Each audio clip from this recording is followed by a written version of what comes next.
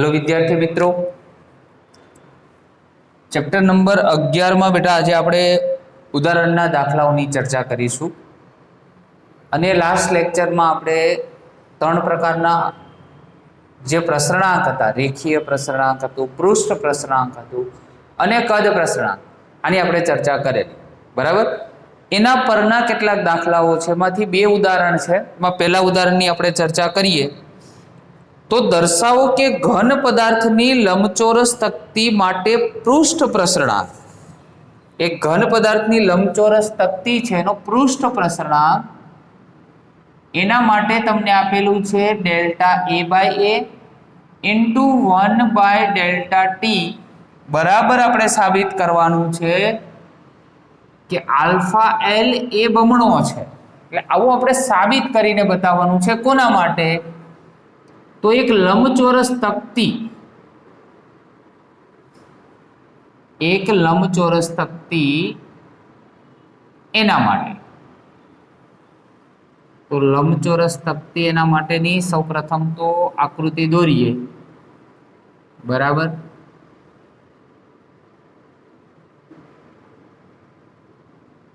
आ थई लंबचोरस तकती। एना माटे सौप्रथम तो लंबाई, लंबाई हूँ ए लઉં છું અને એની પહોળાઈ છે બી। આ લંબાઈ ને આ પહોળાઈ બરાબર, એટલે ક્ષેત્રફળ થયું લંબાઈ ગુણ્યા પહોળાઈ।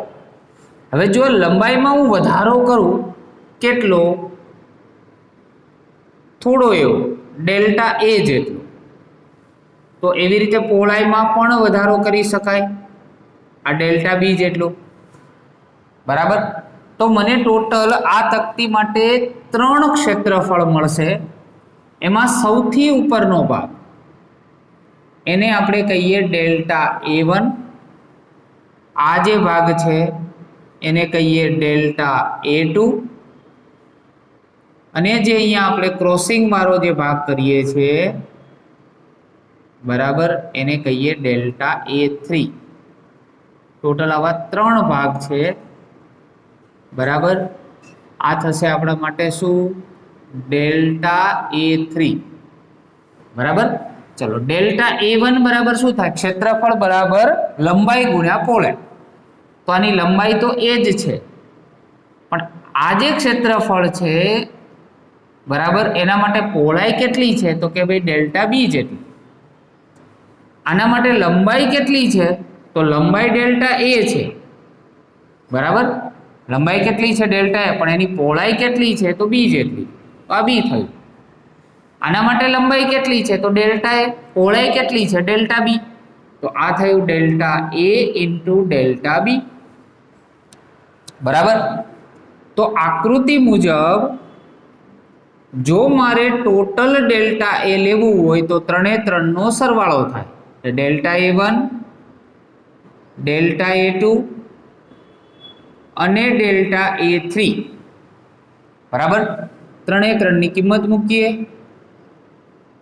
તો डेल्टा ए1 એની કિંમત છે a delta B, delta A two તો डेल्टा a इंटू बी અને આ કિંમત છે डेल्टा a डेल्टा बी। बराबर। હવે सूत्र आपणे जाणीए छे रेखीय प्रसरणनु डेल्टा एल बाय एल बराबर alpha L into delta T मुजब। आ सूत्र मुजब जो मारे डेल्टा एल लेवा होय तो अल्फा एल एल अने डेल्टा टी थाय। आ एल सामे मल्टीप्लाय थाय तो एल छे एनी जग्याए मारे जरूर कोनी छे तो डेल्टा बी नी छे अने डेल्टा ए नी छे। तो हूँ अहींया डेल्टा ए लઉં तो अहींया मारे ए लेवा पड़े अने जो अहींया डेल्टा बी लઉં तो अहींया बी लेवा पड़े।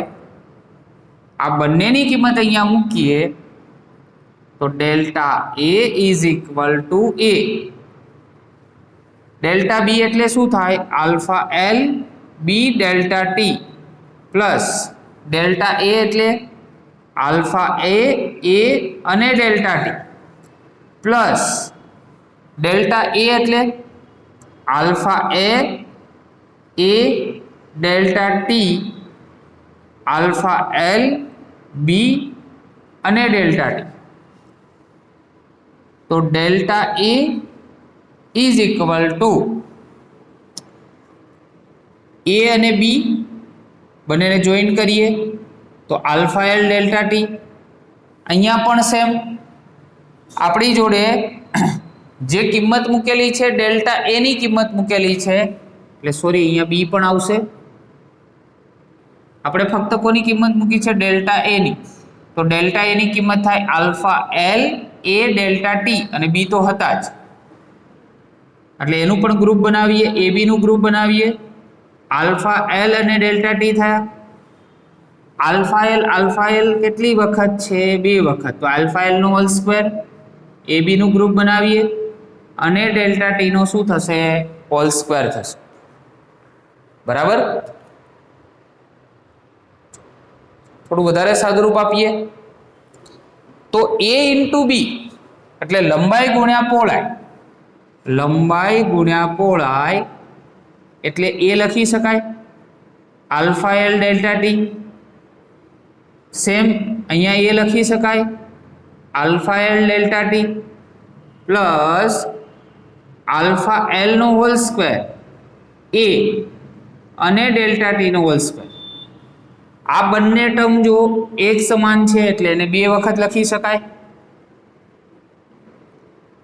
તો 2 times a alpha L delta t, અહીંયા a ને આગળ લઈએ આલ્ફા એલ નો whole square into delta T નો હોલ સ્ક્વેર. ચલો બંનેમાંથી શું કોમન નીકળશે? તો a કોમન નીકળશે, આલ્ફા એલ નીકળશે અને ડેલ્ટા ટી કોમન નીકળશે, એટલે અહીંયા 2 રહેશે, અહીંયા આલ્ફા એલ રહેશે અને અહીંયા ડેલ્ટા ટી રહેશે. બરાબર. પરંતુ આપણે ટેબલ 11.1 મુજબ આલ્ફા એલ એટલે રેખીય પ્રસરણાંક, એના મૂલ્ય હંમેશા 10⁻5 કેલ્વિન ઇન્વર્સના ક્રમના હોય. હવે 10⁻5 એટલે ખૂબ નાનું મૂલ્ય થયું. તો આનું મૂલ્ય તો નાનું જ છે અને ડેલ્ટા ટી એટલે તાપમાનનો તફાવત પણ નાનો છે. તો આ બંને વેલ્યુ નાની છે. કોના કમ્પેરિઝનમાં? 2 ના કમ્પેરિઝનમાં. એટલે આ બંને મૂલ્યોને અવગણી શકાય 2 ના કમ્પેરિઝનમાં, એટલે 2 આગળ આવી જશે. માટે ડેલ્ટા એ આ એને નીચે જવા દઈએ, એ આ 2 આગળ આવી ગયા એટલે 2 alpha L into delta T થયા. આ ડેલ્ટા ટી ને બી નીચે જવા દો એટલે આપણી જે સાબિતી આપણે જોઈએ છે એ સાબિતી આવી જાય. તો delta A by A into 1 by delta T બરાબર આપણે જોઈતું હતું 2 આલ્ફા એલ. એક લંબચોરસ તકતી છે એના માટેનું આ પ્રૂફ છે. બરાબર. જે તમે MCQ ના સ્વરૂપમાં જી નીટ માટે ડાયરેક્ટ પણ યાદ રાખી શકો. લંબચોરસ તકતી માટે delta A by A 1 by delta T is equal to શું થાય? 2 આલ્ફા એલ થાય, જે આપણે પ્રૂવ કર્યું. બરાબર. એ જ રીતે ઉદાહરણ નંબર 11.2. ઉદાહરણ 11.2.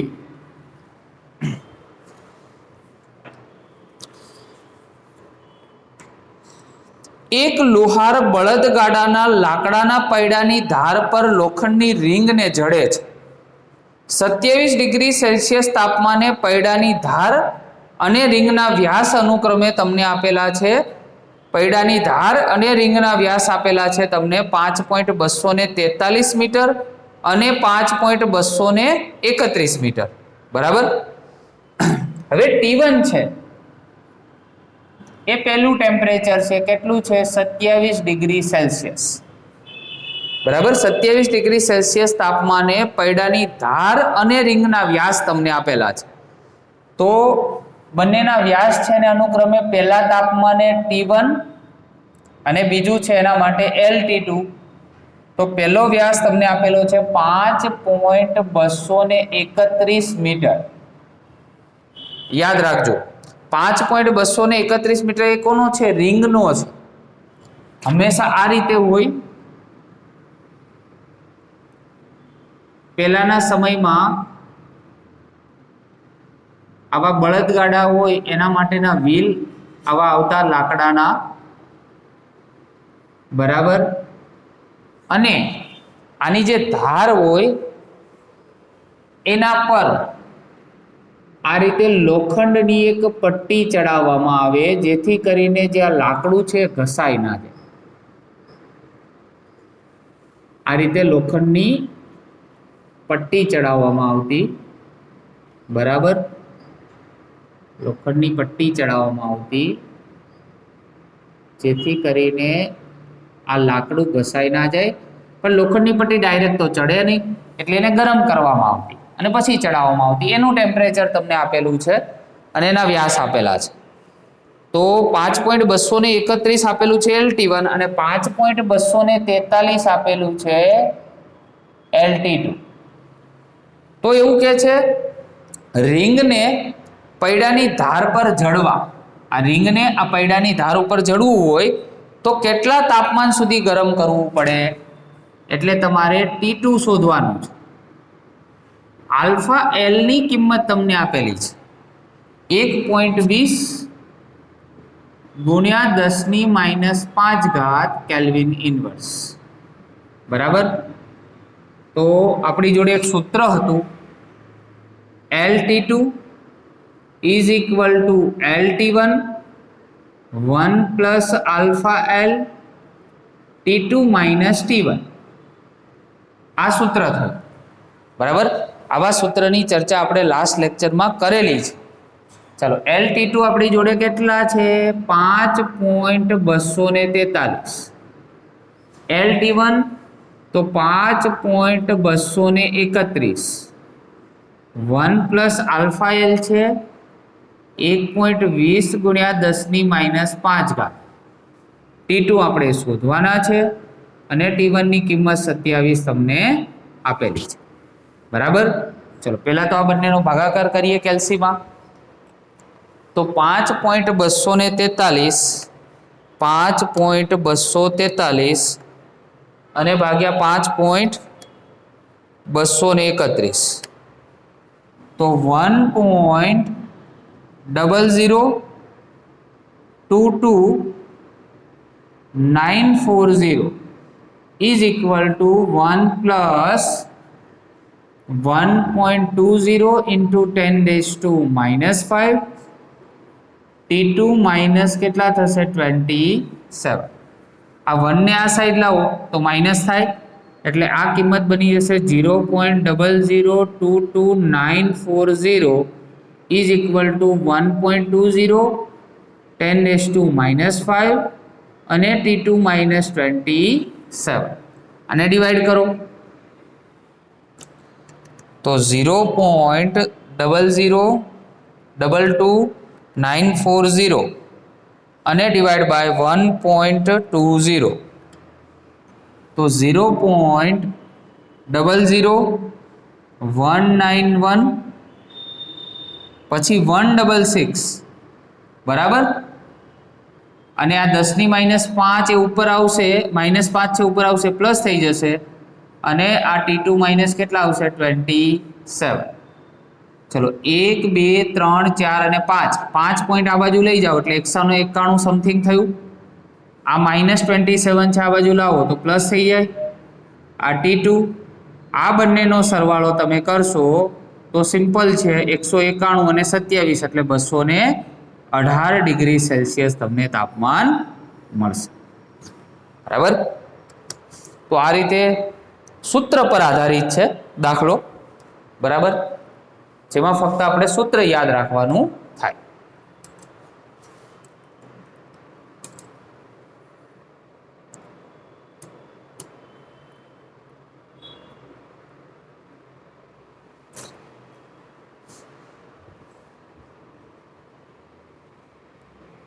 હવે 3 ડેફિનેશન છે.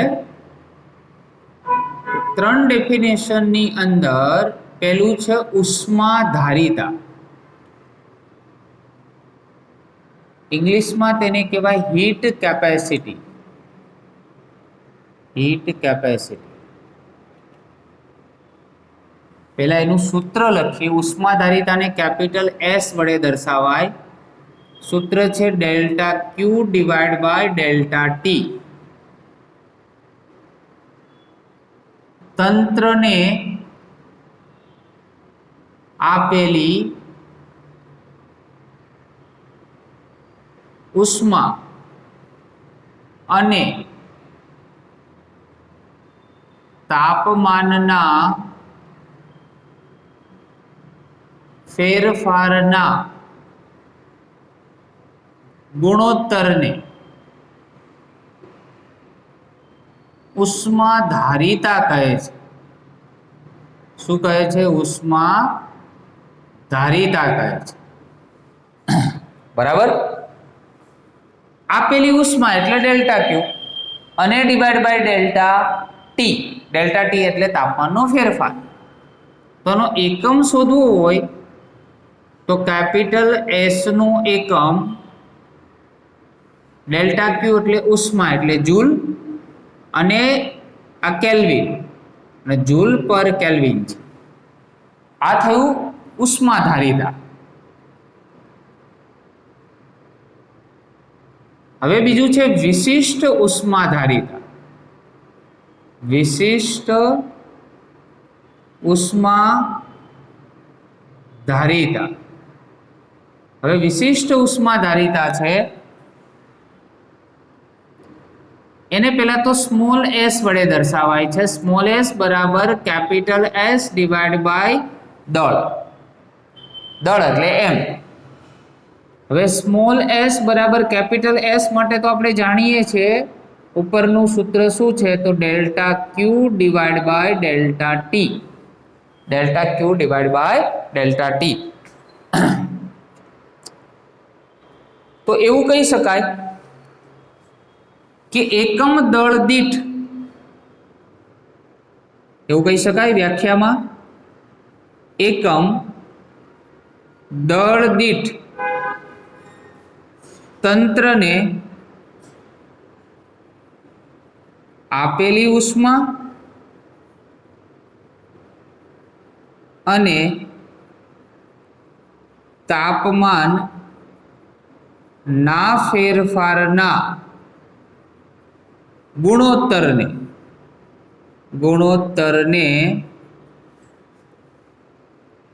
विशिष्ट उष्माधारिता कहे छे। विशिष्ट उष्माधारिता कहे छे। हेडिंग में इंग्लिश नाम पण लखी दईए। Specific heat capacity. Specific heat capacity बराबर। एकम पण अहींयाथी ज बनी जाए एवो छे तो कि भाई स्मॉल एस नो एकम शुं थाय तो आनो जूल आनो केल्विन एटले केल्विन इनवर्स अने आ द्रव्यमान एटले किलोग्राम इनवर्स छे बराबर।